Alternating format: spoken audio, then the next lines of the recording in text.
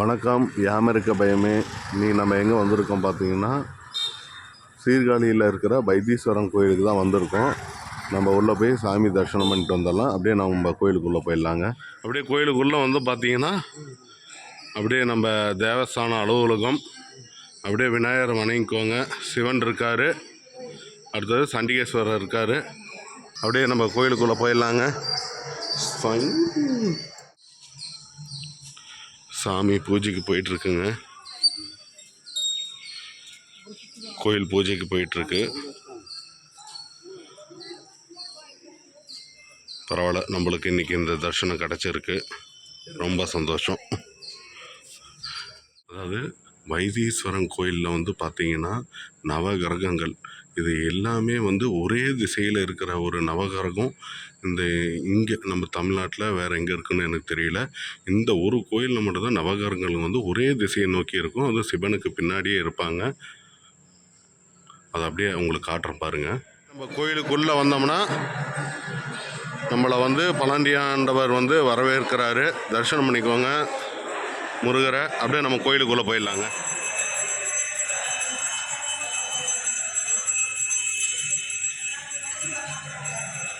அப்படியே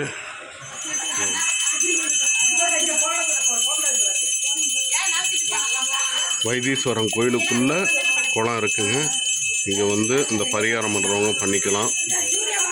அப்படியே நம்ம அந்த குளத்தில் போய் தீர்த்து தெளிச்சுட்டு அப்படியே வந்தோம்னா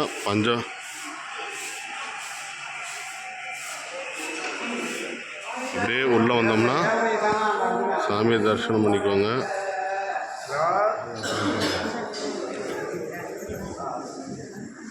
கோயிலோட ஓலைச்சுவடிகள் பார்த்துக்கோங்க. வைத்தீஸ்வரன் கோயிலில் இருக்கிற ஓலைச்சுவடிகள். உள்ளே வந்தோம்னா நம்ம தையல் நாயகி அம்மனை தரிசனம் பண்ணிக்கோங்க.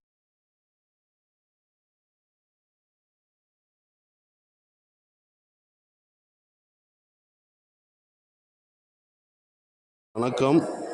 யாமருக்க பயமே. இன்றைக்கி நம்ம எங்கே வந்திருக்கோம் பார்த்தீங்கன்னா, வைத்தீஸ்வரன் கோயிலுக்கு தான் வந்திருக்கோம். இந்த கோயிலோட சிறப்புகள்லாம் வந்து நம்ம ஐயா பேரை சொல்லி அறிமுகப்படுத்திட்டு அப்படியே சொல்லிடுவார். என் பேர் அம்பலவாணன், மெய்காவலாக இருக்கேன். இங்கே வைத்தீஸ்வரங்கள் சுவாமி வந்து வைத்தியநாத சுவாமி மருத்துவராக இருக்கார். இங்கே சுவாமி அம்பாலும் மருத்துவச்சியாக இருக்காங்க. நவகிரகத்தில் செவ்வாய்க்கு வெண்கிருஷ்ண நோய் வந்து சுவாமி பிரார்த்தனை பண்ணுறார். சுவாமி கைலாசத்தில் அசரீரத்தில் புள்ளிருக்கு வேலுங்கிற ஸ்தலத்தில் போய் நீ என்னை வழிபடு, ஒரு மண்டலம் நான் வந்து உன் வியாதியை நிவர்த்தி பண்ணுறேன் சொல்லி அனுப்புகிறார். அங்காரகன் இங்கே வந்து புள்ளிருக்கு வேலுங்க இந்த சித்தாமிரத தீர்த்தத்தில் வந்து குளிச்சுட்டு சுவாமி ஒரு மண்டலம் வழிபடுறார். சுவாமி அம்பாலும் கைலாயத்தில் வந்து இந்த ஊர் மண்ணை எடுத்து உருண்டையாக கொடுக்குறாங்க. அதான் திருத்தாஞ்சு உருண்டைன்னு அங்கே வைப்பாங்க. புனுகு என்ன வேப்பலை, அருகம்புல், சந்தனம் எல்லாம் அரைச்சி அதை சுவாமி மேலே சாத்தி அங்கே கொடுப்பாங்க. அவங்க வந்து அதை 100 ரூபான்னு ஒரு டப்பி விற்பாங்க. 48 நாள் ஒரு மண்டலம் சாப்பிட்டா இந்த வியாதி நிவர்த்தி ஆகும். ராமாயணத்து காலத்துலேருந்து இந்த கோயில் இருக்கிறதா ஐதீகம். ராமர் லட்சுமணெல்லாம் பூஜை பண்ணியிருக்கார். ஜடாயுங்கிற பறவை வந்து இங்கே ராமர் வந்து தகனம் பண்ணியிருக்கார். ராமாயணத்தில் சீதையை ராவணன் கடத்திட்டு போகிறார்கள். ஜடாயுங்கிற பறவை தடுத்து ரெக்கையை வெட்டி போடுறாரு ராவணன்.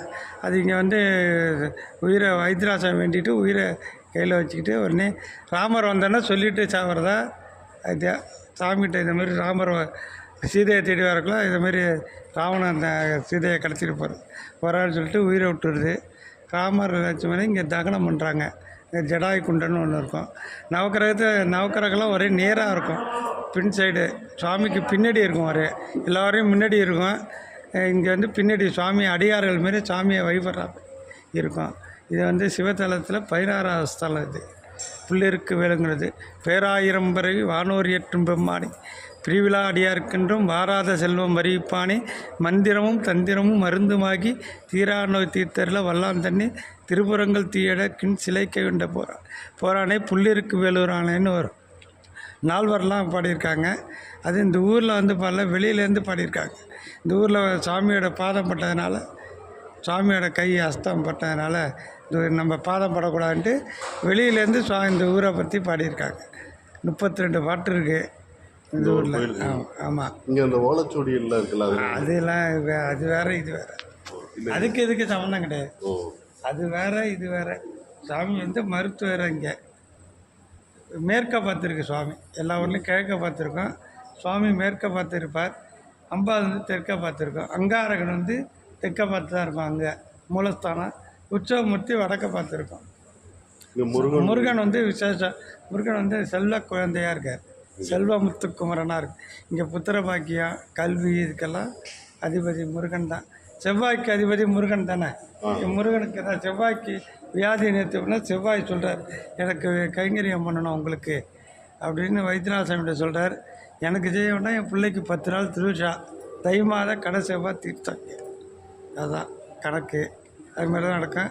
இந்த ஊரில் வந்து 33 நாள் திருவிழா நடக்கும். மாசி அஸ்தத்தில் கொடியேறி, ஆயிலத்தில் திருவடி, உத்தரத்தில் தீர்த்தம்,